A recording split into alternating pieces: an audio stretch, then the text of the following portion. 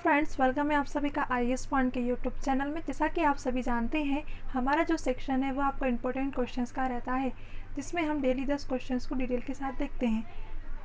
इसके साथ साथ अगर किसी भी क्वेश्चन का आपको आंसर पता है तो आप ज़रूर कमेंट सेक्शन में बताइए, और किसी भी क्वेश्चन में अगर कोई भी डिफ़िकल्टी आती है तो वह भी आप कमेंट सेक्शन में ज़रूर पूछें। चलिए अब देख लेते हैं हम। जैसा कि आप सभी जानते हैं, यूपीएसआई महासंग्राम 2021 नोट्स यूपीएसआई के सिलेबस पर आधारित है। यह नोट्स मात्र आपको 149 रुपये में दिया जा रहा है। सिलेबस में जितने भी टॉपिक हैं सभी कवर किए गए हैं। लगभग 250 PDF का संग्रह, जो कि टॉपिक टू टॉपिक रहेगा, जैसे सामान्य हिंदी, मूल विधि, सामान्य अध्ययन यानी कि संपूर्ण GS, उत्तर प्रदेश विशेष, गणित, तर्क परीक्षण, कंप्यूटर और प्रमुख संस्था जैसे कई जो महत्वपूर्ण टॉपिक है सभी कवर किए गए हैं। अगर आप नोट्स प्राप्त करना चाहते हैं तो इस नंबर पर आप कॉल कर सकते हैं, और अगर आपको कोई भी डिफ़िकल्टी होती है तो मैसेज से भी आप पूछ सकते हैं। चलिए, क्वेश्चन नंबर पहला है, भारत में तेल की पहली प्रशिक्षकरण शाला स्थापित की गई थी। ऑप्शन है आपके पास बरौनी में, विशाखापट्टनम में, डिगबोई में या फिर मुंबई में। आपको बता दें कि भारत में पहली तेल प्रशिक्षकरण शाला स्थापित कहाँ की गई थी? डिगबोई में, यानी कि आपका सही जवाब है ऑप्शन नंबर सी, डिगबोई। आइए देखते हैं। डिगबोई परिष्करण शाला की स्थापना असम ऑयल कंपनी लिमिटेड द्वारा कब? कौन सी? असम राइफल कंपनी लिमिटेड के द्वारा 1991 में स्थापित किया गया था। सन कौन सा है? 1901 में स्थापित किया गया था। किसके द्वारा? असम ऑयल कंपनी लिमिटेड के द्वारा। क्या डिगबोई प्रशिक्षकरण शाला यह विश्व की सबसे पुरानी चालू प्रशिक्षकरण शाला है? एक तो यह क्वेश्चन हो गया कि विश्व की सबसे पुरानी चालू प्रशिक्षकरण शाला कौन सी है? डिगबोई है। किसने स्थापित की थी? तो असम राइफल कंपनी लिमिटेड के द्वारा। कब? 1901 में। अगला क्वेश्चन है, भारत की सिलिकॉन वैली स्थित है। ऑप्शन है आपके पास देहरादून में, बेंगलुरु में, हैदराबाद में या फिर श्रीनगर में। भारत की सिलिकॉन वैली, अब देखो सिलिकॉन वैली है, यह कहाँ पर स्थित है? तो यह बेंगलुरु में स्थित है, यानी कि आपका सही जवाब है ऑप्शन नंबर बी, बेंगलुरु। आइए देखते हैं। संयुक्त राज्य अमेरिका में उत्तरी कैलिफोर्निया के जो सैन फ्रांसिस्को है वहाँ की खाड़ी का दक्षिणी भाग, कहाँ का? सैन फ्रांसिस्को खाड़ी का जो दक्षिणी भाग है वह सिलिकॉन वैली के नाम से प्रसिद्ध है। कहाँ पर? उत्तरी कैलिफोर्निया के। कहाँ पर है यह? संयुक्त राज्य अमेरिका में।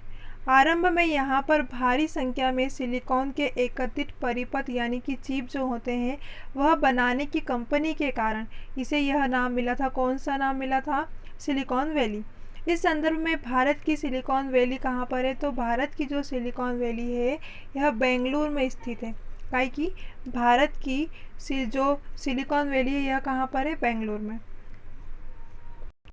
क्वेश्चन नंबर तीसरा है, कोयना हाइड्रो इलेक्ट्रिक परियोजना किस राज्य में स्थित है? कौन सी? कोयना हाइड्रो इलेक्ट्रिक परियोजना। ऑप्शन है आपके पास महाराष्ट्र, बिहार, तमिलनाडु या फिर आंध्र प्रदेश। आपको बता दें कि जो कोयना हाइड्रो इलेक्ट्रिक परियोजना है यह ऑप्शन नंबर ए यानी कि महाराष्ट्र में स्थित है। आइए देखते हैं। कोयना हाइड्रो इलेक्ट्रिक परियोजना कृष्ण नदी के प्रमुख सहायक नदी कोयना पर बनी हुई है। कृष्ण नदी की जो सहायक नदी है कौन सी? कोयना। इसी नदी पर क्या हैगा? कोयना हाइड्रो इलेक्ट्रिक परियोजना। यह परियोजना पाटन के नज़दीक महाराष्ट्र के सतारा जिले में विद्युत उत्पाद का कार्य करती है। कौन से? सतारा जिले के, जो कहाँ पर है? महाराष्ट्र का एक जिला है। कौन सा? सतारा जिला। वहाँ पर क्या करती है परियोजना? वहाँ पर जल विद्युत उत्पादन का कार्य करती है। कौन सी परियोजना है यह? कोयना हाइड्रो इलेक्ट्रिक परियोजना, जो कि कोयना नदी पर बनाया गया है। हमारे संविधान की प्रस्तावना में उल्लेख नहीं है। ऑप्शन है आपके पास न्याय का, भ्रातृत्व का, प्रतिष्ठा की, समानता का या फिर वयस्क मताधिकार का। ठीक है, प्रस्तावना का पूछा गया है कि जो प्रस्तावना है उसमें किसका उल्लेख नहीं है। जिसने संविधान पढ़ा होगा उसे ज़रूर पता होगा। तो आप सभी जानते हैं कि इसका सही जवाब क्या होगा, ऑप्शन नंबर डी, यानी कि जो वयस्क मताधिकार है इसका उल्लेख नहीं है संविधान की प्रस्तावना में। बाकी आपके तीनों ऑप्शन में प्रस्तावना का भी उल्लेख किया गया है, न्याय प्रस्तावना में न्याय का उल्लेख किया गया है, भ्रातृत्व का भी किया गया है, प्रतिष्ठा की समानता का भी उल्लेख किया गया है, परंतु वयस्क मताधिकार का उल्लेख नहीं किया गया है। और वयस्क मताधिकार का उल्लेख काय में किया है यह हम देखते हैं। संविधान की प्रस्तावना में न्याय, भ्रातृत्व और प्रतिष्ठा की समानता का उल्लेख है, जैसा कि हमने अभी क्वेश्चन में देखा, परंतु वयस्क मत अधिकार का उल्लेख नहीं है। अब देखो संविधान के अनुच्छेद 326 में, कौन सा अनुच्छेद है, 326 है, इसमें वयस्क मताधिकार के आधार पर लोकसभा और राज्य विधानसभाओं के निर्वाचन का होना उल्लेखित है। अगला क्वेश्चन है, हरिशेन निम्नलिखित राजाओं में से किसका राजकवि था? ऑप्शन है आपके पास अशोक, समुद्रगुप्त, चंद्रगुप्त या फिर हर्षवर्धन। हरिशेन का पूछा है कि यह किस राजाओं में से किसका राजकवि था, मतलब राजाओं का किसका यह राजकवि थे, कौन, हरिशेन। अब देखो इसका सही जवाब क्या होगा, ऑप्शन नंबर बी, यानी कि समुद्रगुप्त के जो हरिशेन है यह क्या थे, इनके राजकवि थे। आइए देखते हैं। हरिशेन समुद्रगुप्त का राजकवि था। हरिशेन ने इलाहाबाद जो प्रशस्ति लेख की रचना की है, कौन सा, इलाहाबाद प्रशस्ति लेख है, जो कि किसके द्वारा लिखा गया है, जो हरिशेन के द्वारा लिखा गया है। समुद्रगुप्त को भारत का नेपोलियन कहा जाता है, आप सभी जानते हैं भारत का नेपोलियन कौन है, तो समुद्रगुप्त, यह भी आपको याद रखना है। इन्होंने अश्वमेधकर्ता की उपाधि धारण की, किन्होंने, समुद्रगुप्त ने। इन्हें कविराज भी कहा जाता है, क्या कहा जाता है, एक तो कविराज कहा जाता है, समुद्रगुप्त को भारत का नेपोलियन कहा जाता है। जो हरिशेन है यह किसके राजकवि थे, समुद्रगुप्त के राजकवि थे। इसके साथ साथ हरिशेन ने इलाहाबाद प्रशस्ति लेख भी लिखा है। अगले क्वेश्चन की ओर चलते हैं।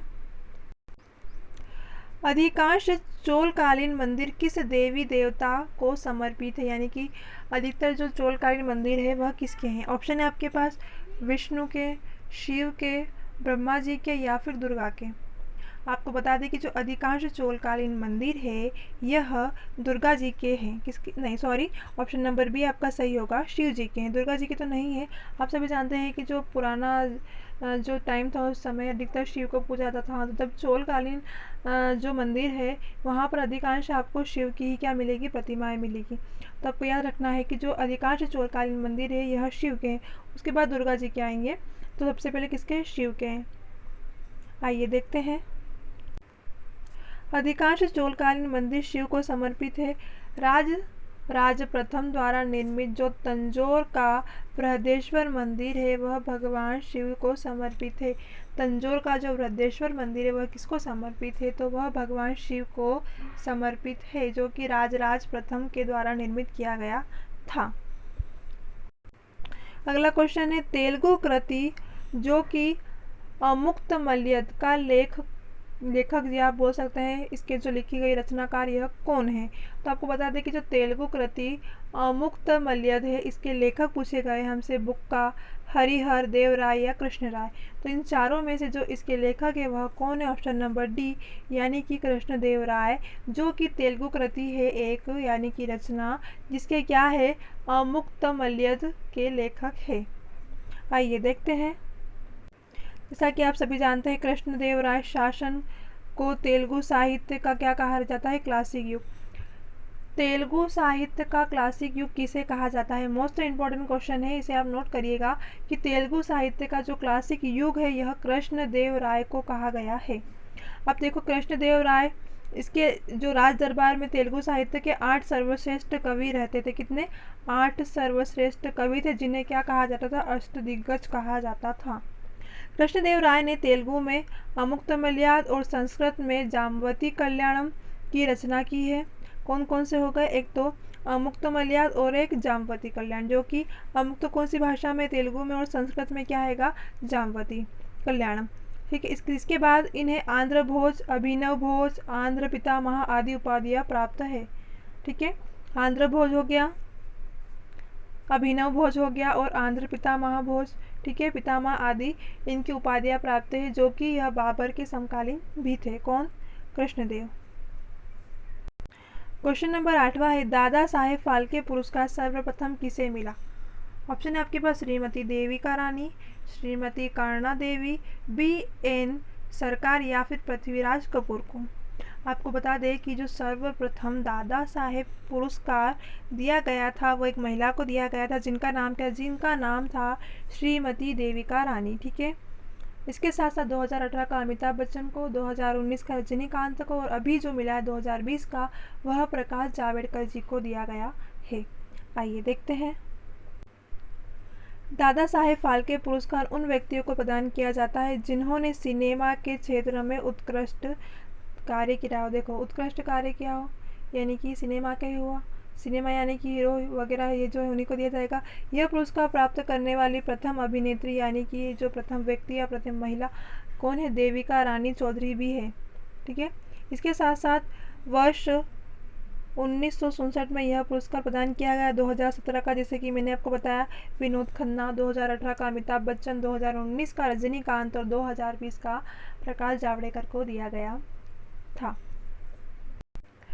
अगला क्वेश्चन है, निम्नलिखित में से किसे ब्लू पेंट कहा जाता है? जो प्लेनेट होता है या ग्रह कहा गया है। ऑप्शन है आपके पास शनि, पृथ्वी, बृहस्पति या फिर मंगल।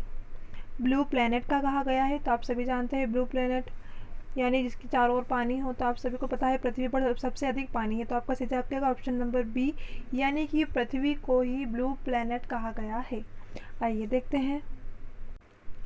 पृथ्वी पर जल की अत्यधिक उपस्थिति व अंतरिक्ष से नीला दिखाई देने के कारण इसे ब्लू प्लेनेट कहा गया है। इट्स सिंपल सा जवाब है इसका कि ब्लू प्लेनेट यानी कि पृथ्वी, क्योंकि पृथ्वी पर अत्यधिक जल है।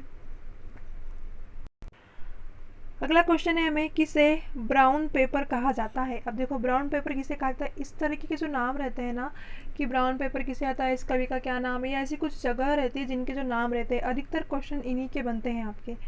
जैसे कि अभी 2 क्वेश्चन हो गए, 3 क्वेश्चन हो गए, एक कृष्णदेव राय का हो गया, एक कालिदास का हो गया, समुद्रगुप्त का। इस तरीके से जो क्वेश्चन होते हैं ना, तो ये आपको याद रखने हैं।